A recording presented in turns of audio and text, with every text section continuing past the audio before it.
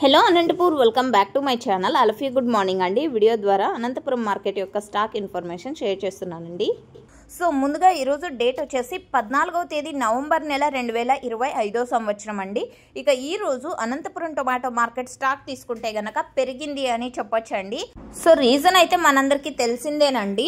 Prices అయితే చాలా మంచిగా పెరిగాయి కదా. సో పాత టమోటా తోటల నుంచి కొంచెం టమోటాలు అండ్ గోళీలు 1-2 మచ్చలు ఉన్న టమోటాలు తీసుకోవడం లేకపోతూ ఉండింది అప్పుడు. సో ఇప్పుడైతే తీసుకుంటున్నారు. సో ఈ కారణం చేత స్టాక్ పెరిగింది అని నేను అనుకుంటున్నాను. ఇవి కాదు వేరే రీజన్స్ ఏమైనా తెలిస్తే మీకు కామెంట్ సెక్షన్లో మెన్షన్ చేయండి. ఇక ఈరోజు టోటల్ టమాటా స్టాక్ 1,30,000 ప్లస్ బాక్సెస్ వచ్చిందండి.